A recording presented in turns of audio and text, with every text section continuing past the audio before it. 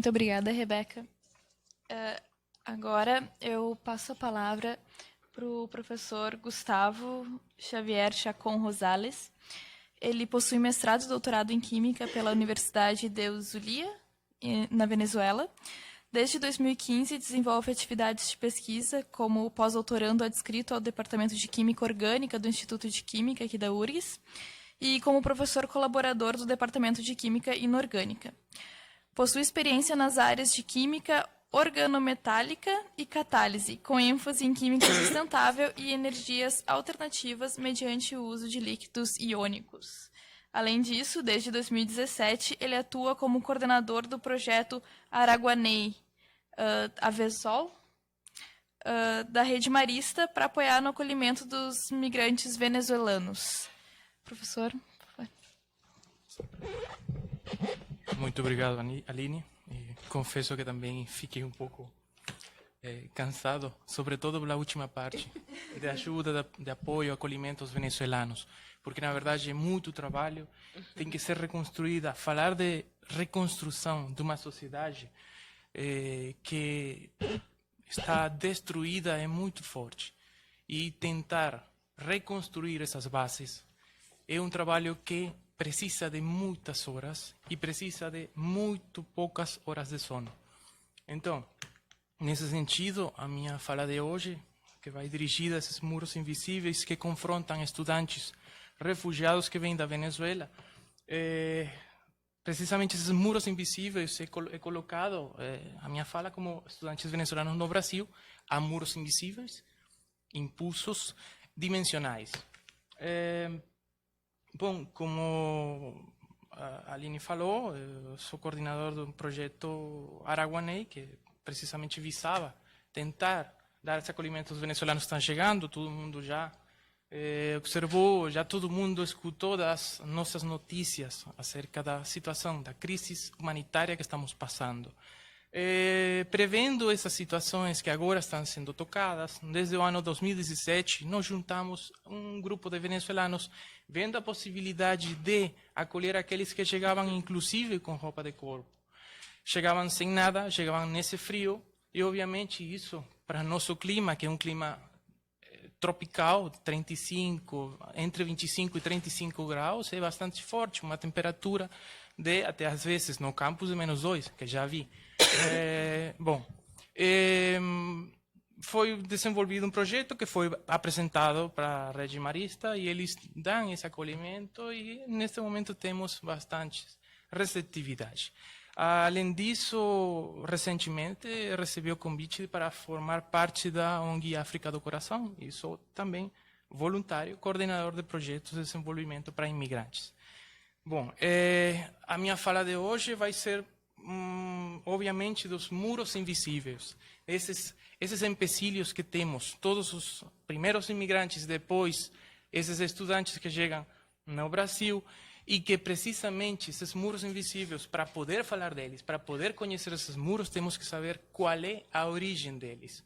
Quem é que forma esses blocos de construção desses muros invisíveis? É importante saber, e, portanto, é importante conhecer uma visão histórica do conflito. Porque muitos poderão dizer, os venezuelanos estão chegando. Por que eles estão chegando? Não estão chegando porque simplesmente querem vir no Brasil.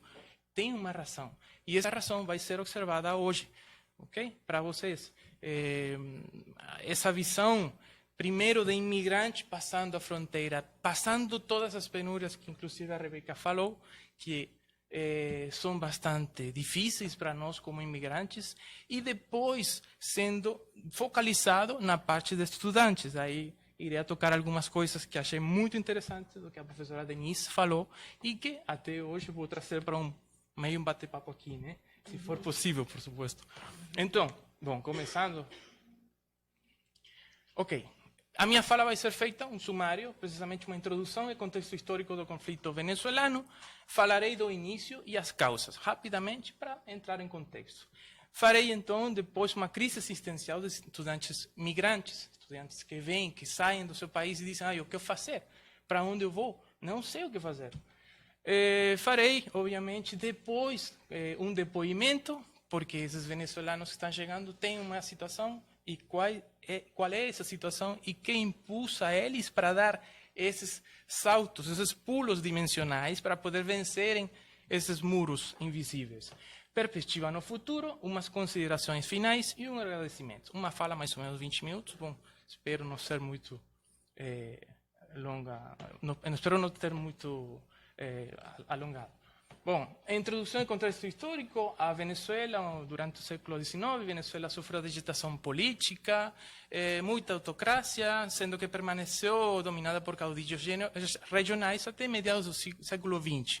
A partir de 1958, com a queda do ditador Marcos Pérez Jiménez, inicia-se uma série de governos democráticos com muitos choques econômicos entre os 80 e os 90. Resultaram em várias crises políticas e sociais, entre várias, por exemplo, em 1989, um movimento do povo que com fome saiu às ruas e foi denominado Caracazo, principalmente em Caracas, a nossa capital. Depois, no ano de 1992, foi dado um golpe de Estado por Hugo Chávez, um movimento chamado Movimento Bolivariano Revolucionário 200, que era precisamente para tirar o governo corrupto do presidente Carlos Andrés Pérez. 2 anos depois, o presidente Carlos Andrés Pérez foi colocado em impeachment e foi precisamente afastado do poder. Um colapso na confiança dos partidos políticos levou à eleição de Hugo Chávez, aquele cara que deu esse golpe no ano 98, passou a ser a elaborar um partido político e esse partido político ganhou as eleições com a maioria absoluta de votantes. Ele liderou uma chamada revolução, a Revolução Bolivariana, que mudou, porque precisavam se mudar as leis, estavam muito poluídas, se posso falar desse jeito, através de uma Assembleia Nacional Constituinte que ele encomendou e promulgou.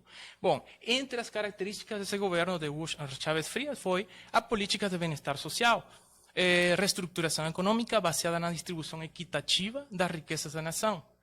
Essa distribuição equitativa visava precisamente a estatização de muitas empresas que no momento eram privadas e um controle de câmbio para poder manter as economias que eram muito flutuantes, precisamente pelos processos que estávamos nesse momento passando. Impeachment do Carlos Andrés Pérez, depois um governo de fato que tinha uma economia muito fraca. Bom, isso também atingiu num corte de verbas para gastos desnecessários das universidades, desestabilização e hiperinflação econômica. Isso gerou um desemprego, pobreza, doença, mortalidade infantil e malnutrição. Tudo isso foi acompanhado de muito início de um volume maior de narcotráfico e redes de corrupção no tecido militar. Lembremos que ele era militar e colocou a todos os seus companheiros de promoção, colocou nos ministérios principais para, obviamente, ter um controle. Isso foi muito mal visto pela nossa sociedade e começou-se uma perseguição de mídias e pessoas não alinhadas com esse processo, mediante, muitas vezes, com o uso de grupos armados. Esses grupos armados foram chamados de coletivos, e esses coletivos, precisamente, quando existia uma greve, eles chegavam e faziam, obviamente, os seus movimentos violentos. Bom, em abril de 2002, aconteceu uma greve geral, uma explosão social, e foi então quando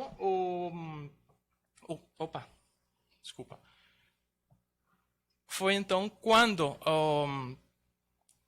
o presidente Hugo Chávez Frías leva a renúncia dele, se forma um governo de facto, que por inconsistências constitucionais não passa mais de 3 dias e os militares colocam de novo a Hugo Chávez no poder.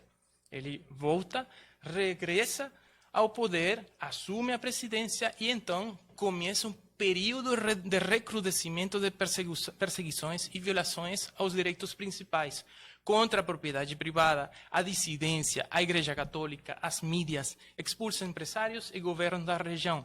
Obviamente, isso foi um ataque contra qualquer forma de protesto. Esse ataque contra qualquer forma de protesto foi gerado utilizando esses grupos de coletivos militares que já tinha falado antes, e obviamente eles foram armados, foram colocados nas ruas para repelir todo tipo de protesto. Eu sei que essa informação pode ser um pouco difícil de digerir.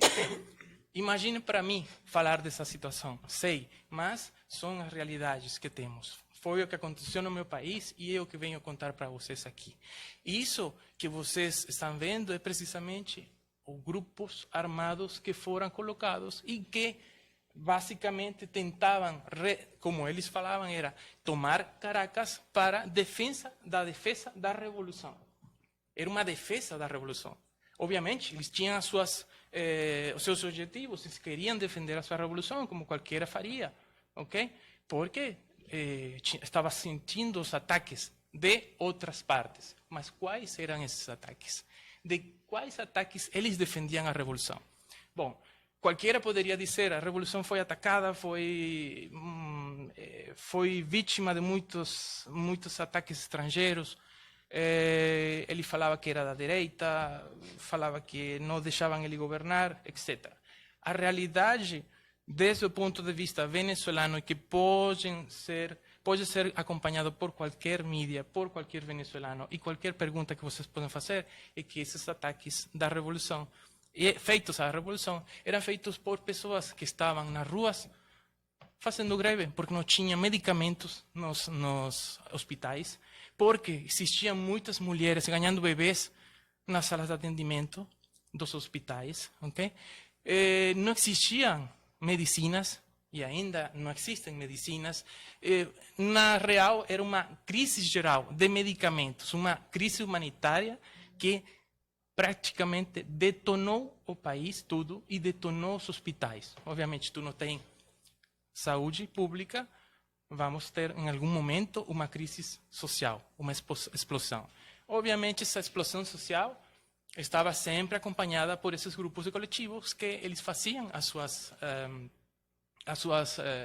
manifestações violentas. De quem eles se protegiam? Se protegiam dessas crianças que tínhamos ali e que estavam, por exemplo, essas mulheres que ganhavam um bebê num hospital, como não tinham as condições, eles colocavam esses bebês em caixas de papelão. Esses bebês depois passavam um processo, mas muitos deles tinham fome, muitos deles eram desnutridos, malnutrição. Essa malnutrição era levada também às suas casas, porque precisamente devido a tanta estatização das empresas privadas, a iniciativa pública começou, obviamente, a enfraquecer muito as atividades. E essas atividades vão ser repercutidas nos anaqueles dos supermercados. O quadro geral era uma desnutrição, era fome. Eles se defendiam também de uma mãe que vai sair para levar a sua filha na escola e antes de ir deixar a sua filha na escola, vai fazer um café da manhã para ela, mas vai ser no lixo. Então, essa era a defesa deles. Bom, crianças comendo do lixo, hospitais detonados, sistema social no chão. Obviamente, os estudantes fomos na rua. Eu fui também na rua. Todos fomos na rua. E o que eles faziam? Esses grupos armados faziam, obviamente, suas ações violentas. Botaram, e me desculpo neste momento se as fotos são um pouco fortes, mas é uma realidade, e as realidades não podem ser tapadas. Não podemos virar as costas da realidade. Okay? Então, eles botaram fogo nas ruas, passaram por cima das pessoas, como podemos ver nas imagens. Já vimos nas mídias aqui, e uma vez foi muito passado, de como os militares passavam por cima das pessoas. E essa é uma foto muito clara. Botaram fogo na rua, botaram sangue nas ruas, mataram muitos estudantes, como os casos de Neomar Lander, um cara de 17 anos, que está aqui na direita da tela. E assim com todos, eles faziam muitas coisas, faziam, mas na verdade é forte falar, mas eles pegavam as nossas mulheres, as nossas estudantes, depois de bater nelas, como podemos ver ali, dos militares com os pés em cima dela, depois que batiam, levavam na cadeira, na prisão, desculpe, na prisão, e depois que estavam na prisão, eles simplesmente estupravam as nossas mulheres. Isso foi muito conhecido.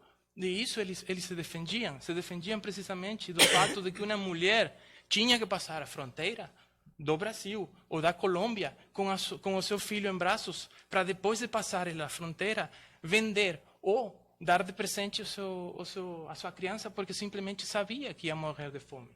E isso é uma situação forte. E isso é um bloco de construção de muros invisíveis, porque na verdade nossos muros como estudantes começam lá. Começa desde que tu vai na rua a bater nas portas, a chutar as mesas, a fazer tudo o que tu tem que fazer porque teu país está sendo explorado. Bom, muitas mulheres estudantes morreram, muitas mulheres foram estupradas nos calabouços dos serviços secretos, ok? Praticamente todo aquele que estava contra o governo e que ainda está contra o governo, porque essas políticas foram acompanhadas pelo governo de Maduro, que está no centro da foto. E, obviamente, isso foi recrudescendo ainda mais. Tudo isso acompanhado de uma espécie de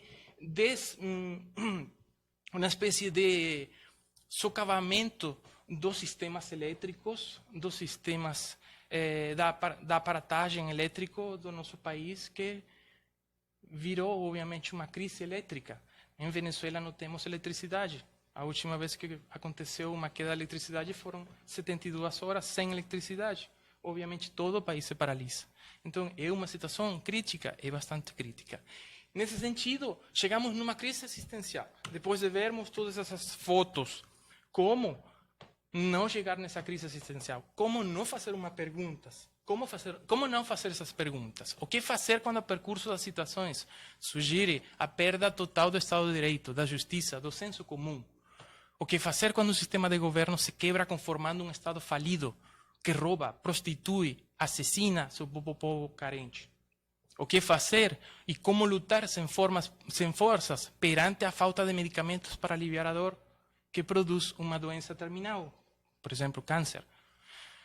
Como afrontar o choro de um filho por causa da fome extrema? Esses dois últimos casos, muitos poderiam resolver, e de fato fizeram.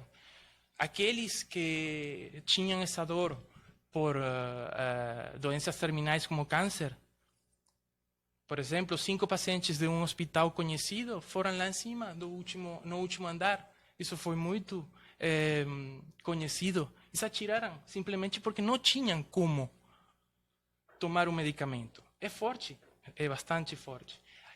O pai desse filho que estava chorando não aguentava seu filho de 8 meses chorar de fome. E ele simplesmente... É forte falar, mas é uma situação. Se atirou de uma ponte. Só que espera, não estava sozinho. Ele se atirou com sua criança de colo. É difícil.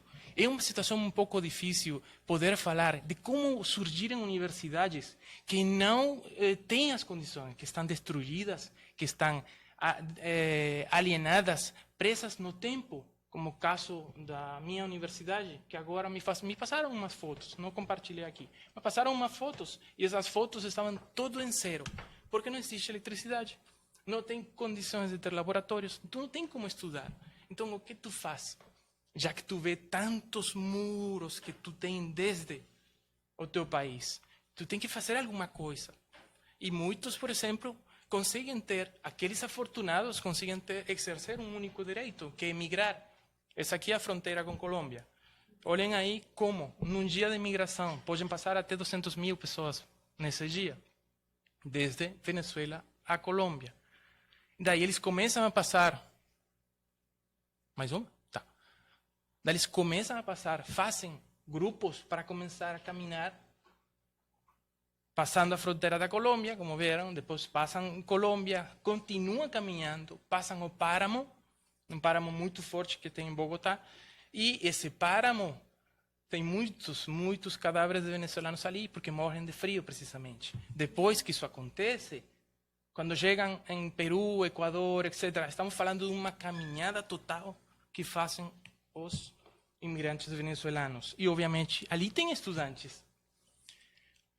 Passam também pela fronteira sul do Brasil, Roraima, que foi o caminho que eu percorri. Eles passam muitas necessidades por causa do fechamento das nossas fronteiras. O governo de Maduro não aceita que tem uma crise humanitária, não aceita que tem imigrantes saindo das suas fronteiras. Ele não aceita que tem uma crise, de fato, não aceita ter uma ajuda humanitária. Essa situação faz que as pessoas têm que se virar, têm que sair com uma mala que muitas vezes pesa muito menos do que eles podem carregar, obviamente.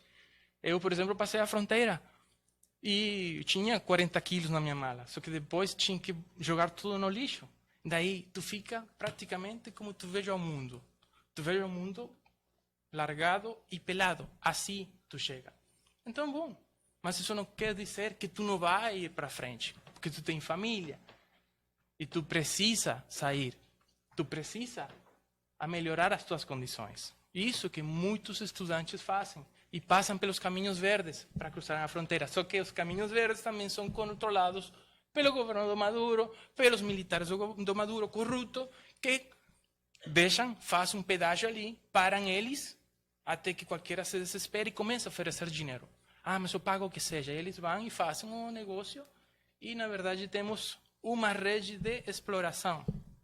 Okay? Além daqueles que saem pelas fronteiras de Guiana, outras fronteiras venezuelanas, e passam para serem explorados, porque, obviamente, tem trata de branca, tem pessoas que oferecem dinheiro para algumas mulheres também para poderem subsistirem. Então, é uma situação complicada, muito. Bom, por exemplo, situação complicada para Caraima Boa Vista, um percorrido de 200 quilômetros chamado a Rota da Fome. É uma Rota da Fome porque não existe nada para comer nem para beber. Então, obviamente, quando chegam em Boa Vista, a pessoa não tem força nenhuma para poder seguir e tem que ainda morar na rua. Essa é uma situação forte. Chegam na Operação Acolhida, o Exército encaminha ele para vários estágios, que obviamente eles vão serem acolhidos, vão ter papéis, vão entrar no Brasil, até depois serem interiorizados. Muitos deles têm conseguido chegar em Porto Alegre, okay? E a gente está dando um jeito para tentar ajudar eles, okay? Obviamente com as limitações, ajuda de muitas ONG, ajuda de muitos parceiros e, sobretudo, de muito povo gaúcho. Bom, aqui na parte do depoimento, e esse aqui, na verdade, eu acho que é o slide mais emblemático, porque esse aqui é o muro dos muros. Muitos estudantes com profissões muito qualificados em Porto Alegre, na URGS e em outras universidades, e mesmo em outras redes de ensino, por exemplo, ensinos médios, porque também temos muitas crianças preparadas. Todos eles buscando a mesma coisa. O que buscam é viver. O que buscam é recomeço. Mas não podemos esquecer que esses recomeços, dentro das cabeças desses estudantes, o que existe é um reflexo de todas aquelas fotos que eu consegui mostrar para vocês hoje. Por quê? Até porque muitas dessas fotos foram feitas perto das casas deles, para muitos dos seus amigos, para outros estudantes que nem eles. E isso é uma situação que te deixa numa espécie de limbo, num conceito de não lugar. O refugiado, ou mesmo aquele que não vem como refúgio, mas vem fugindo, que para mim todos são refugiados de alguma maneira, o refugiado tem na sua cabeça, na psique do refugiado, existe um conceito de no lugar. Qual é o conceito de no lugar? Estou aqui, meu corpo está aqui, minha cabeça está lá. Estou com um pé lá, mas não sei, porque eles, pelas redes sociais, começam a escrever, os meus familiares. Não tenho comida, foi embora a luz, não tenho eletricidade, tenho que dormir na rua, porque o calor é inclemente, tenho que fazer muitas coisas para poder viver. E aí ainda tu tem aqui uma bolsa de qualquer índole, e tu tem que ver como distribuir as tuas rendas. É uma situação que gera uma parede, um muro muito forte, porque tu não está nem aqui, nem lá.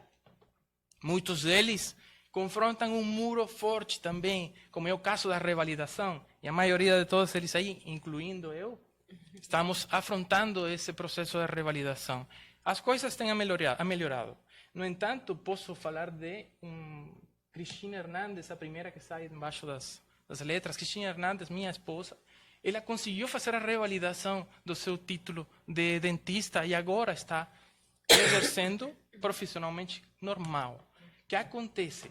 Quando saiu a plataforma Carolina Boris, ela já tinha feito tudo. Tinha passado ano e 8 meses pela faculdade, viu muitas disciplinas e quando já o seu processo estava por acabar, ele colocou uma espécie de reconsideração, okay? E a reconsideração foi aprovada porque tinha aprovado a lei do Conselho de 2017. Que achamos muito legal, porque depois muitos estudantes da mesma disciplina, muitas dentistas, outras dentistas, puderam fazer a revalidação do título. No entanto, isso é uma situação que atinge a todos, também pelas taxas de revalidação. E isso aí, aproveitando que a professora Denise Jardim está aqui, né? Obviamente, as taxas de revalidação, embora que a Universidade Federal do Rio Grande do Sul tenha as menores taxas de revalidação, ainda assim, para a situação de refúgio, para pessoas que estão aqui, que às vezes têm família, é difícil pagar as taxas. Okay? É difícil. Às vezes, tu não consegue como, com uma bolsa de doutorado, uma bolsa de mestrado, pagar uma taxa de revalidação. Okay? Então, isso também constitui uma situação problemática. Bom, no caso do projeto Araguaney, a gente está tentando ver como ajudar esses venezuelanos, fazendo todas as articulações que sejam possíveis, apoiados em muitas ONGs, apoiados em muitos entes do Estado, do município, para poder fazer essas revalidações.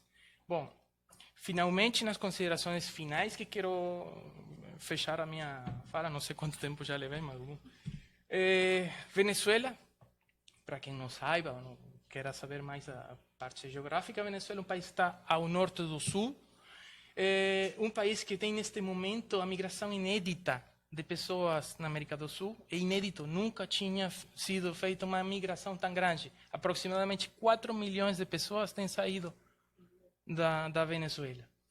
Bom, nosso país é um país muito rico, cheio de riquezas naturais, de riquezas minerais, muito petróleo, uma das maiores reservas de petróleo que existe no mundo,